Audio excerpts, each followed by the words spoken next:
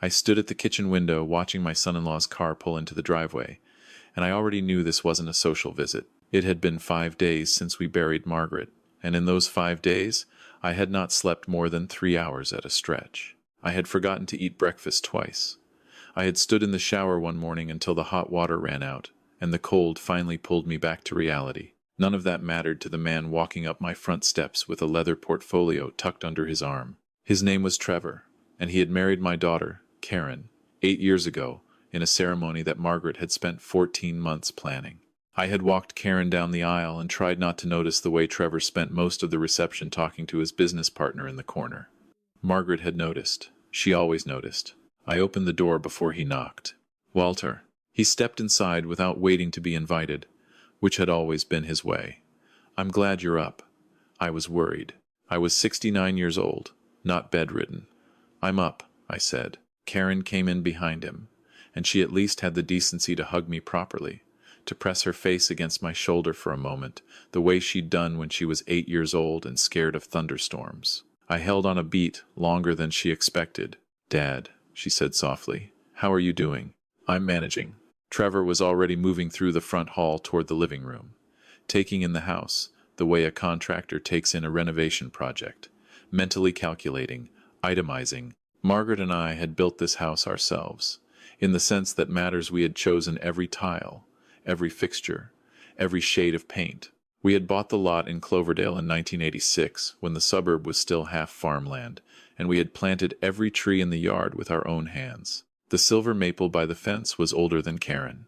The house was assessed at $2.4 million, and every person in my family seemed to know that number by heart, except me. I had never once thought of it as money. It was just home. We sat in the living room, the three of us.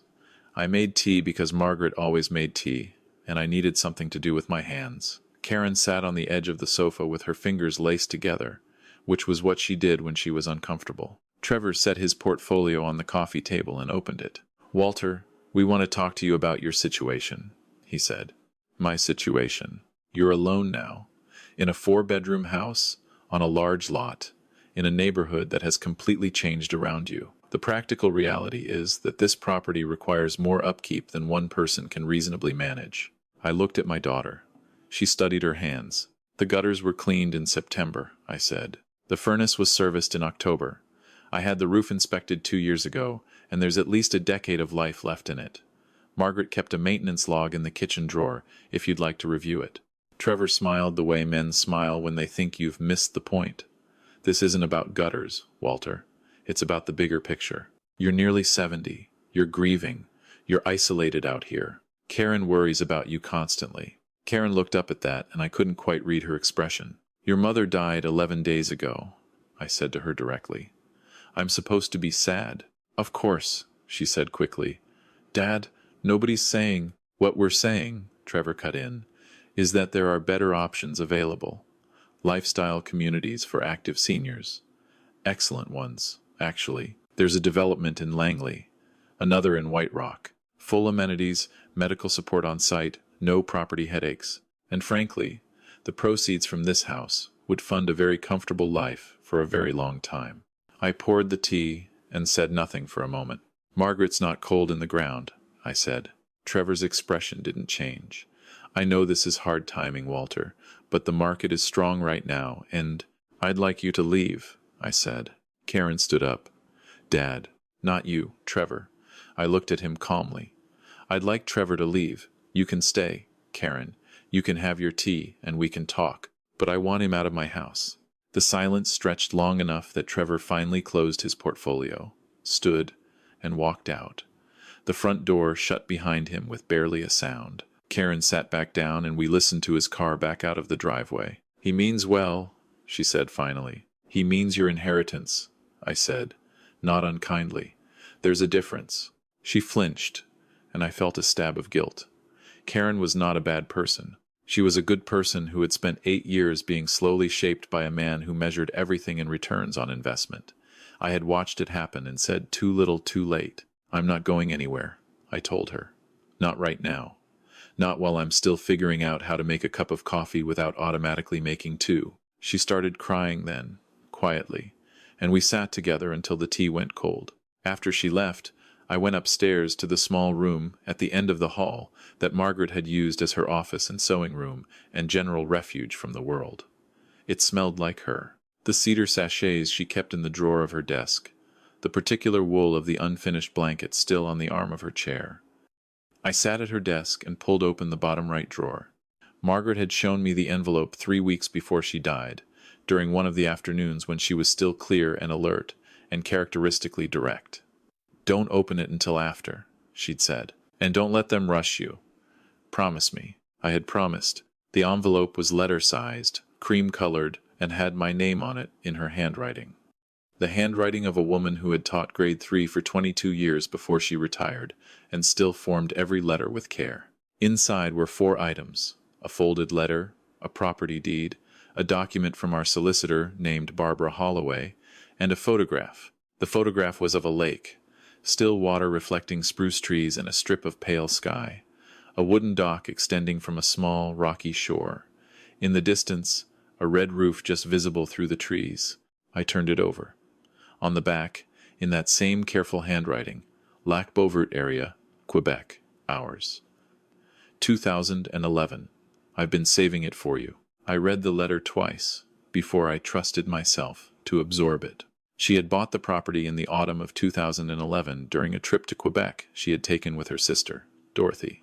I remembered that trip. I had stayed home to look after Karen, who was dealing with a difficult first year of marriage that neither of us talked about directly. Margaret had come back from Quebec quieter than she'd left, thoughtful in a way I hadn't pressed her on. What I hadn't known, what no one had known, was that she had used money from her father's estate to purchase a small lakefront property outside of Rivière-du-Loup. Her father had died in 2010 and left her a sum she had never mentioned to me in detail. We'd had our own finances, always, from early in our marriage, shared accounts for household expenses, separate accounts for personal savings, an arrangement that had suited us both and that we'd never had reason to revisit. The property had a cabin, 2 bedrooms, wood stove, a screened porch facing the water. She had hired a local man named Gilles to maintain it, and she had visited 4 times over the years, always when I was at our grandson's hockey tournaments or away on one of the fishing trips I took with my friend Raymond. I had not known, not once. "You always said Quebec was where you'd go if you could go anywhere," her letter read. "You said it when we were 24 years old and driving across the country, and we stopped in the Laurentians, and you stood at a lookout and said, 'This is it. This is where I'd stay.' I never forgot. I've been watching how Trevor looks at this house for 3 years. He looks at it the way a man looks at something he's decided already belongs to him. And Karen lets him, because she's tired, and because she loves him even if he's not always easy to love. I understand that. I've let things go myself over the years. But you, Walter, I will not let them manage you. You have more living to do, and you're going to do it on your own terms, not theirs. The cabin is yours. It's paid for.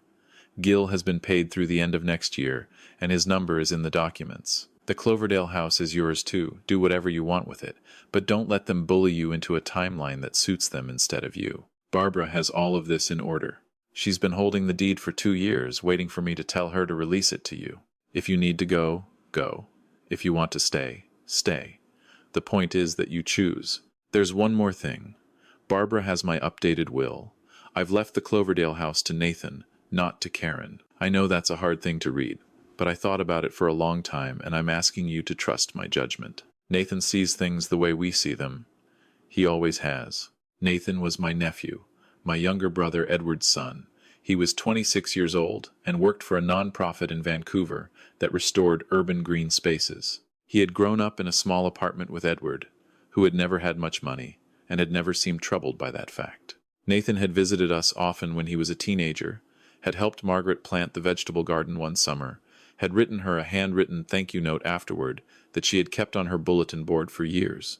At Margaret's funeral, he had arrived early, helped carry chairs, stayed to the end, and washed dishes without being asked.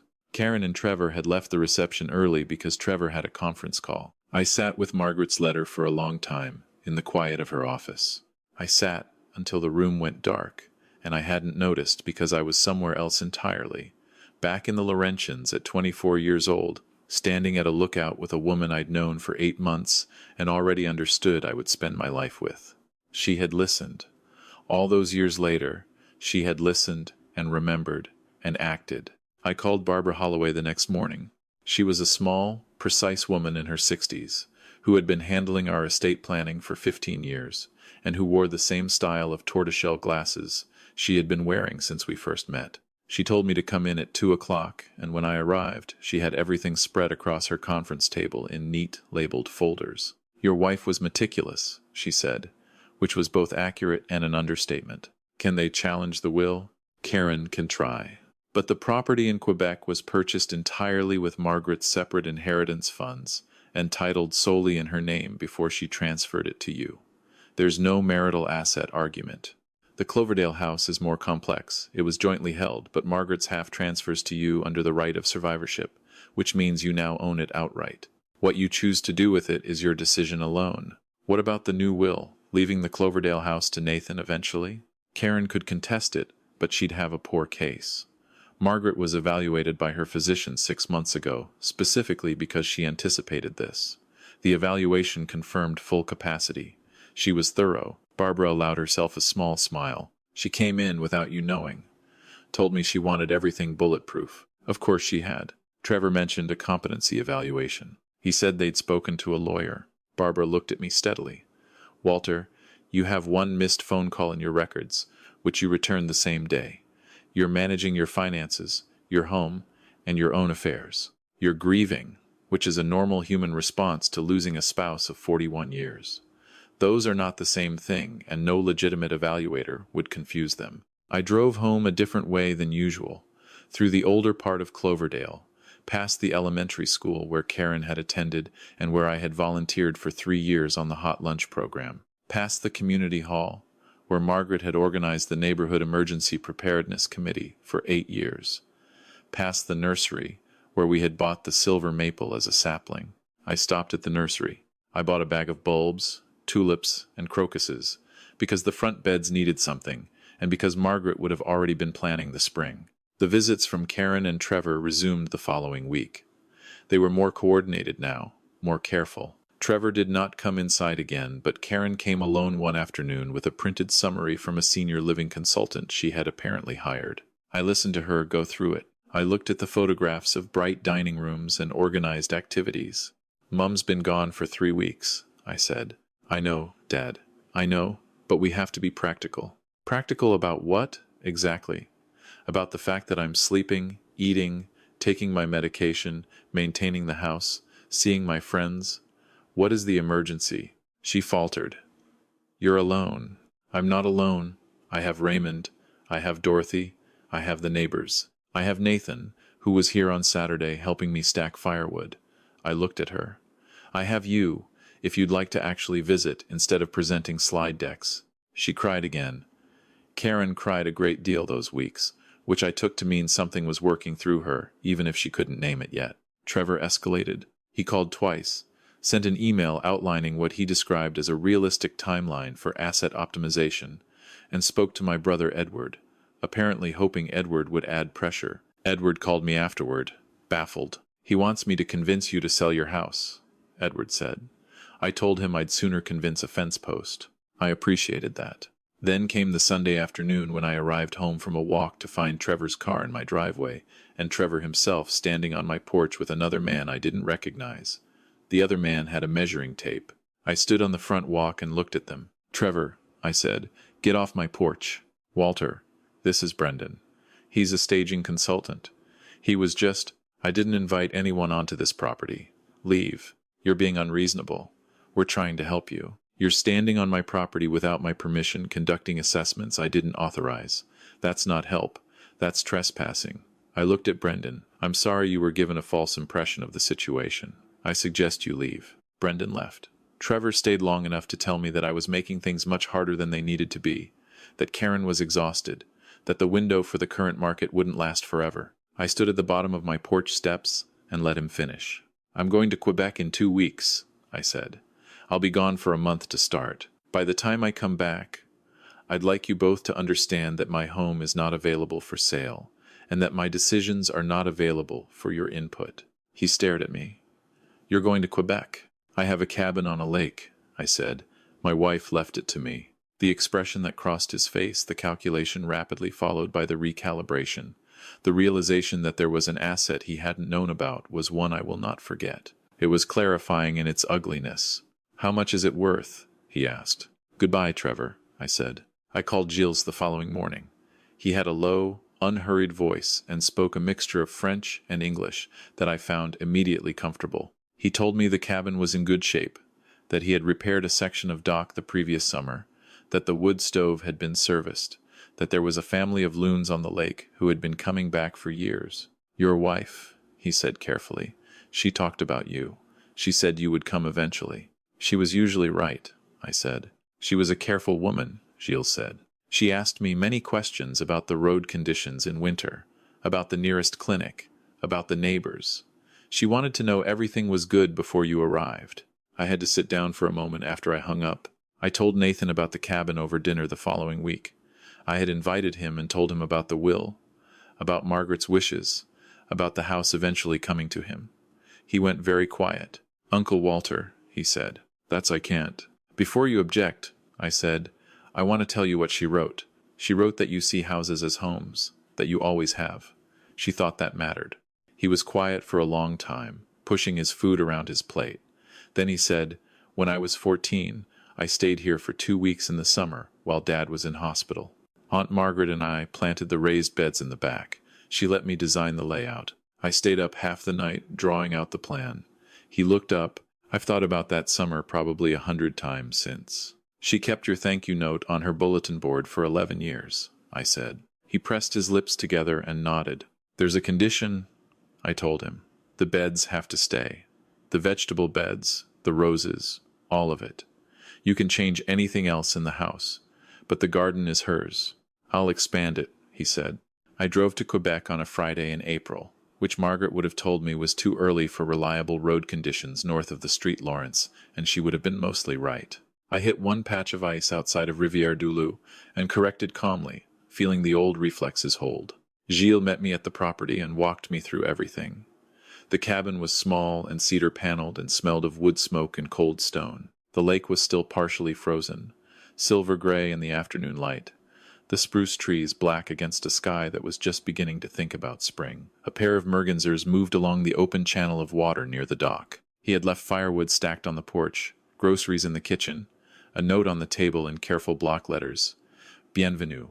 Welcome, Gilles." I built a fire and sat in front of it for a very long time. There is a specific quality to silence near water that is different from any other silence. Margaret had known this, and had been keeping this silence in reserve for me for 13 years, tending it, maintaining it, waiting until I would need it most.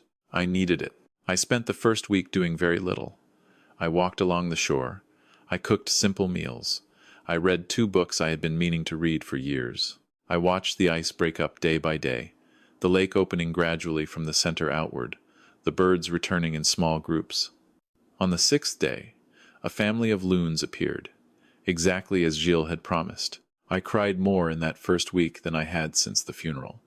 But it was different crying, cleaner somehow, without the background noise of pressure and expectation and other people's agendas. Just grief, doing what grief does, when you give it space. Karen called on the 9th day. I answered. "Trevor and I are separating," she said. I waited. "I've been thinking about a lot of things, about what I've let him push me into, about the way I was with you after Mum died." She was very controlled, which was how she cried now, where when she was a child she had always let it come all at once. "I'm ashamed of how I acted." "You were in a hard situation," I said. "I chose to be in it, though. I kept choosing it." A pause. "Dad, where are you?" "Sitting on a dock in Quebec," I said. "Your mother bought me a cabin on a lake." A long silence, then a sound that was almost a laugh. "Of course she did. She saw things clearly," I said. "She always did. Can I visit?" "Not yet. When you're ready. I just want to know if that's possible." I looked out at the lake. A spruce bough dipped in the light wind coming off the water. The loons called to each other across the open water, that sound that carries everything lonesome and wild and at home all at once. "Yes," I said.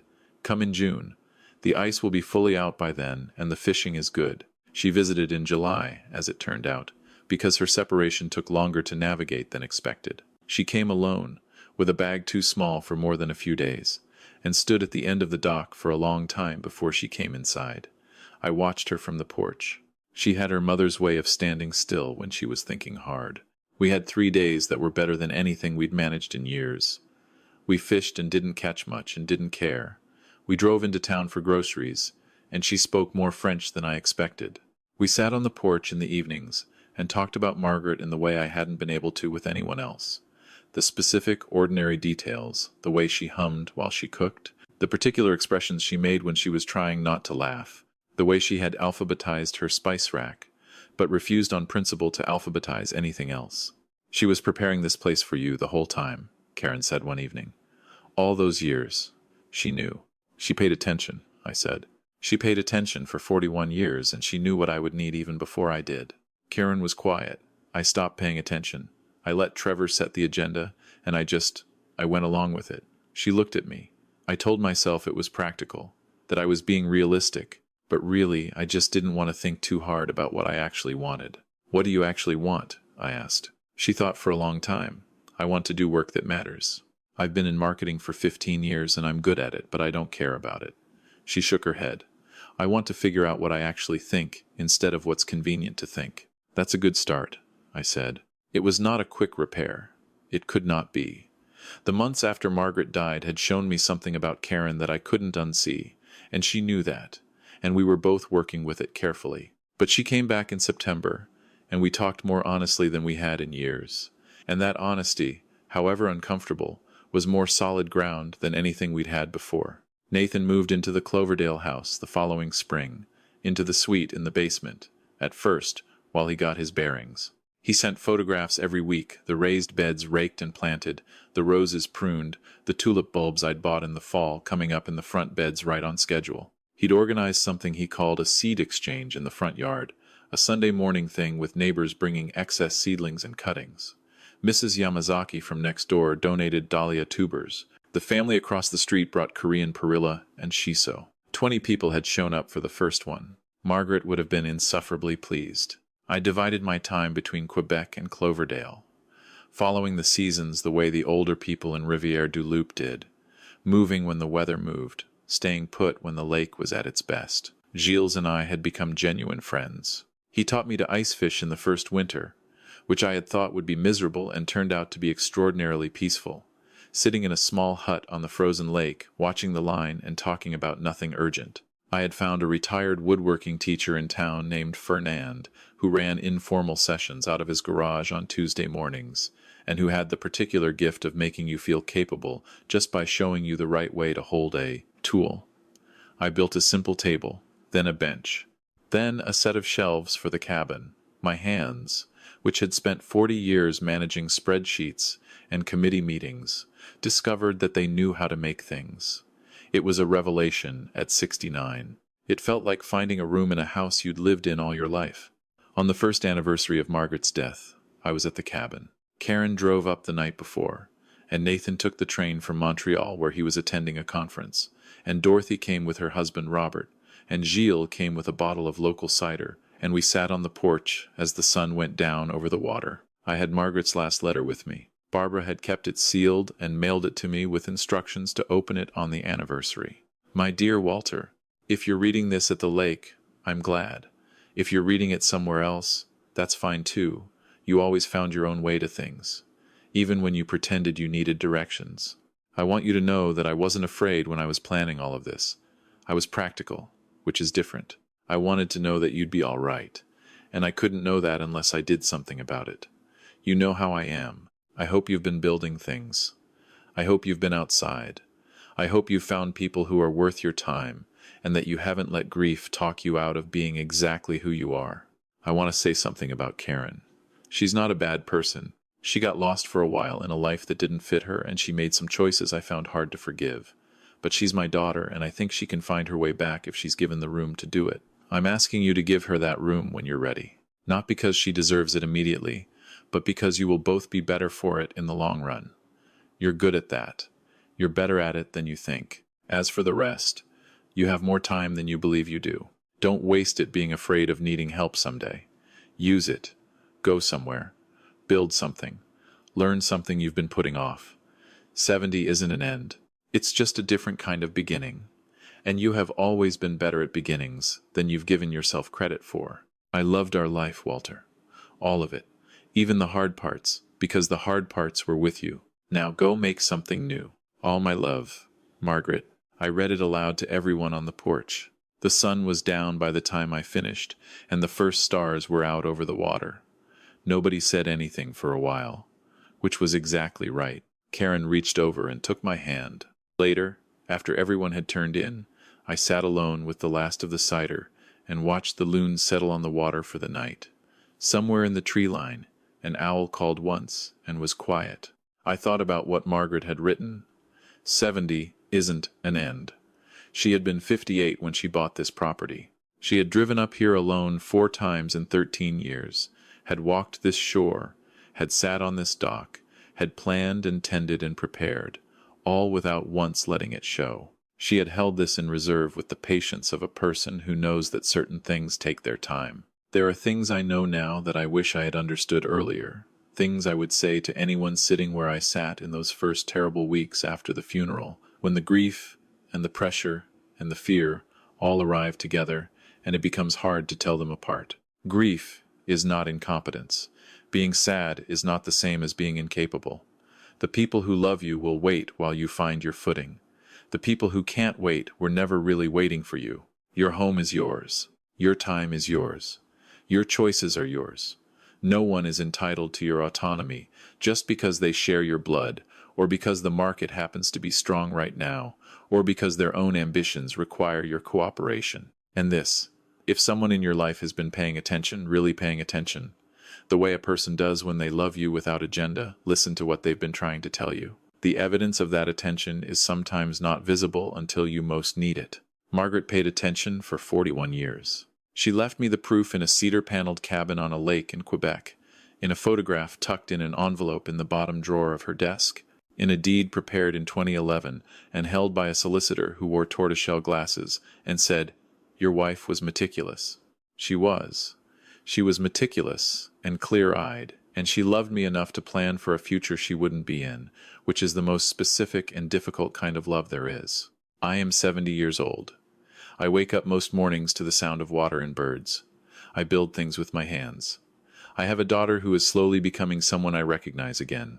I have a nephew who is growing tomatoes in a garden that belonged to his aunt, and who sends me photographs of the results as though reporting to someone who needs to know. He is. She does. Not every story ends cleanly. Wounds like the ones those months left don't disappear. They just become part of the texture of a life, the way scar tissue does. Some mornings I reach for a second coffee cup before I remember. Some evenings the porch feels too quiet. Some days the grief arrives without warning and I sit with it until it passes, which it always does. But I chose this. I chose this lake and this cabin and this particular quality of silence. I chose to stay in my own life on my own terms, rather than be managed into a version of it that suited everyone else. I chose to trust what Margaret built for me when she was still strong enough to build it. That choice is the thing I would most want someone else to hear, if they're in the middle of what I was in the middle of. You are allowed to choose. No matter how loud the pressure gets, no matter how many brochures appear on your coffee table, no matter how many times someone frames your grief as evidence of your decline, you are allowed to choose. Margaret would say, "I'm being preachy." She'd say it with that expression she had, the one that meant she was right, but she was going to let me finish anyway. She was right, of course. She usually was. But I'm going to keep saying it, because she's not here to say it herself, and someone should.